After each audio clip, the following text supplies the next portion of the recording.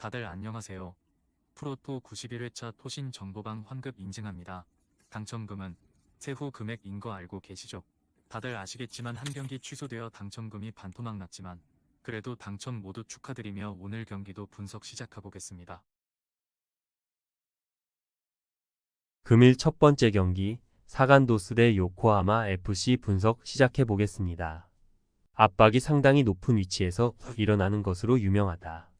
때문에 경기가 잘 풀리는 상황에서도 늘 뒷공간 역습에 대한 우려가 있는 편. 니가타를 상대로도 4-3으로 승리를 거두었는데 언론에서는 압박이 잘 통했다고 평하기는 했지만 난전 상황을 면하지는 못했다. 요코하마 FC를 상대로도 이 때문에 J리그 1에서 붙은 매치에서는 전반적으로 팽팽한 흐름으로 이어지는 경우가 잦았다. 요코하마 FC도 리그에서는 압박으로 상대를 수비하는 능력이 좋다. 하지만 컵 대회에서 오카야마나 나고야 같은 강호들을 상대로는 3실점을 내주는 등 다소 불안한 구석이 있다. 사실 요코하마 FC도 수비를 상당히 공격적으로 하는 것을 선호하는 편. J리그 1의 마치다와 비슷한 스타일이라고 볼 수 있겠다. 다행히 전방 압박이 강한 구마모토, 이와키 같은 팀을 상대로는 역습으로 재미를 보는 모습이었지만 자신들도 높은 라인에 대한 우려는 없진 않다. 두 팀이 모두 수비도 상당히 공격적으로 하는 편인데 이 때문에 수비적으로는 압박 라인이 약점이 되는 경우가 허다하다. 물론 리그에서의 흐름이나 실점률 통제 자체는 요코하마 FC가 더 유려한 모습을 보여주던 편. 하지만 요코하마 FC도 컵 대회에서는 실점의 차이가 어느 정도 큰 모습이다. 금일 두 번째 경기 비셀고베 대 도쿠시마 분석 시작해 보겠습니다. 일단 강호들을 상대로는 꽤 괜찮다. 특히 안정적인 수비와 카운터를 바탕으로 실리적인 운영을 하는 데는 도가 튼 팀이라고 할 수 있을 듯. 다만 수비와 역습을 중시하는 간바 상대로 1-2로 패배를 기록하는 등 오히려 약체 상대로 보여주는 능력치가 뚜렷하지는 않은 편. 도쿠시마를 상대로도 최근 두 번의 매치에서 모두 1-0 신승에 그치는 모습을 보여준 것도 이와 무관하지는 않다고 본다. 도쿠시마가 수비를 중시하는 상황에서는 강한 편이긴 하다. 하지만 문제는 공을 가진 상황에서는 그다지 할 수 있는 것이 많지 않다는 것.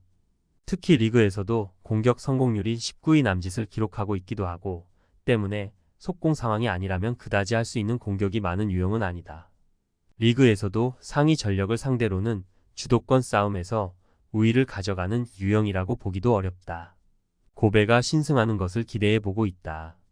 일단 고베 역시 도쿠시마 상대로 고전하는 성향이 강한 모습인데 결정적으로 수비적으로 나서면서 신중하게 이어가는 팀에게는 카운터가 잘 통하는 모습까지는 아니다. 물론 주도권 싸움에서는 고베가 유리할 것이고 도쿠시마도 공을 가진 상황에서는 성공률이 높다고 보기는 어렵다. 금일 세 번째 경기 니가타 대 나가사키 분석 시작해 보겠습니다. 전반적으로 지난 시즌 비해서 수비력이 꽤 떨어졌다. 점유율을 꽤 높게 가져가는 것은 지난 시즌과 동일한 모습이지만 안정적으로 실점을 통제하면서 1-0의 근소한 승리를 잘 따내던 지난 시즌보다는 실점률이 꽤 높아진 모습. 특히 지난 경기에서는 상대의 강한 전방 압박에 맥을 추지 못하기도 했는데 나가사키도 패스 빌드업을 제어하거나 수비를 하는 능력에서는 좋은 편이다. 나가사키도 기본적으로는 수비가 좋은 팀이라는 인상이 강하다. 하지만 도쿠시마 전에서도 후방에서의 실수로 2-2 무승부를 기록하는 등 약점이 아예 없는 팀은 아니다. 물론 니가타의 주요 플랜 자체가 짧은 패스를 중심으로 이어지는 경우가 잦은 편인데 이 상황을 억제하고 역습을 이어가는 상황에서는 화력을 꽤 올리기도 하는 편이다. 일단 니가타가 점유율을 중시하는 성향은 여전하지만 냉정하게 지난 시즌 보여준 수비력에 비해서는 실점 통제가 상당히 실망스러운 것이 사실이다. 그나마 나가사키 역시 수비적인 미스로 기복을 보여주는 경우가 상당히 잦은 편이기도. 이 두 팀의 대결이 대부분 양 팀의 득점으로 이어지는 이유이기도 하다. 금일 네 번째 경기 가와사키 대 오이타 분석 시작해 보겠습니다. 하위 전력을 상대하는 상황에선 주도권과 점유율을 높게 가져가서 밀어붙이는 성향이 강하다. 하지만 이 상황에서는 늘 활동량의 부족으로 인한 수비적인 역습 대응이 문제가 되는 케이스라고 할 수 있겠다. 다만 오이타가 압박을 당하는 상황에서는 늘 전개의 정확성을 보장하기는 어려운 전력이기도 하고, 특히 가와사키가 최근에는 상대의 압박을 유도하고 간결하게 이어가는 모습을 보여주는 등 경기력에서는 제법 다양한 공격 패턴을 보여주고 있다. 오이타가 지난 두 경기에서는 나쁘지 않았다.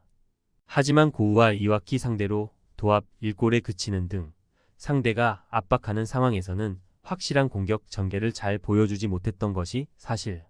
오히려 지난 이와키 전에서는 상대의 패스워크를 아주 잘 제어한 모습도 아니었다.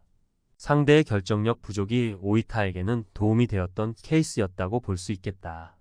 가와사키 승리를 기대한다.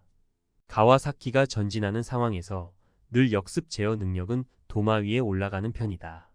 그나마 오이타가 압박을 당하는 상황에서는 전개 능력이 약한 편이고, 지난 경기에서도 패스워크를 잘 제어한 모습은 아니었다는 점을 감안할 필요는 있을 것으로 보고 있다. 금일 5번째 경기 FC 도쿄 대 제프 유나이티드 분석 시작해 보겠습니다. 보편적으로는 자신들이 주도권을 잡는 것보다는 상대를 받아치는 상황에 강하다. 늘 주도권을 잡는 상황에서는 측면에 내주는 공간이 문제가 되는 케이스. 실제로 최근 2연패의 상대가 모두 역습에 능한 후쿠오카와 가시와였다. 물론 지바를 상대로는 오히려 상성에서 좋다. 늘 지바는 전방에 힘을 꽉 쥐어주는 성향이고, 도쿄 입장에서도 빠른 선수를 최전방에 배치해서 재미를 본 역습 성향의 케이스도 많이 연출했던 편이다. 극단적인 공격성이 양날의 검이다. 일단 시미즈도 이를 노려서 미드필더를 장악하고 점유 기반의 플레이를 하기보다는 최대한 효율을 높여서 실리를 챙기는 모습을 선보이는 편 때문에 지바가 상당히 기복이 심한 편이다. 특히 지바의 압박 강도는 후반에 떨어지기도 하는 편이라서 이 상황에서는 상대의 전개도 잘 대응하지 못할 가능성도 없지는 않다. 도쿄가 상성에서는 앞서고 있다. 일단 빠른 선수를 배치하면서 역습 성향으로 가는 것도 도쿄 입장에서는 고려를 해볼 수 있다. 지바의 강한 압박도 후반이 되면 힘을 어느 정도는 잃어버릴 가능성도 없지는 않은 편. 그나마 변수라면 도쿄의 파이널 서드 정확성이 역습 상황에서는 아주 뛰어나지는 않다는 점이다.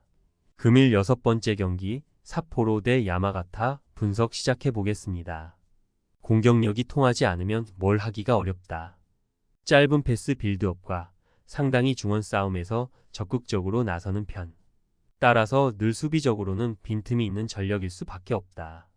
문제는 최근 5번의 매치에서 한 골도 넣지 못하는 등 찬스 메이킹에서 문제를 크게 드러내고 있다는 점.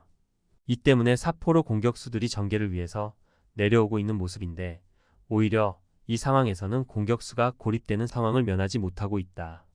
야마가타도 삿포로에게 중원 싸움에서 밀리지는 않을 수도 있다. 리그에서도 상당히 중원에서의 점유율을 높게 챙겨가는 성향을 보이기도 하는 편. 물론 이 때문에 삿포로와의 경기에서는 난전 끝에 패하는 상황을 자주 보여주기도 하지만, 삿포로의 플레이가 올 시즌에는 화력이 많이 줄어든 면모가 충분히 있기도 하고, 올 시즌 야마가타의 공격 허용 횟수나 골키퍼의 세이브 등 수비적으로는 좋은 스탯이 꽤 있다. 야마가타가 우세한 흐름을 탈 수도 있다고 보고 있다. 일단은 삿포로의 올 시즌 공격력이 그다지 힘을 받고 있는 상황이 아니라는 점을 감안해야 한다. 오히려 공격수가 고립되는 상황이 잦은 모습이고, 이 때문에 수비 상황에서의 난조가 더 두드러지게 드러나는 상황이라고 볼 수 있겠다. 토신 최종 조합은 영상 아래에 고정 댓글로 말 걸어주시면 토신 정보방에서 무료로 공유해드립니다. 제발 손해보면서 토토하지 말고 다같이 웃으면서 즐겁게 베팅합시다. 함께 하실 분들은 부담 갖지 마시고 편하게 말 걸어주세요.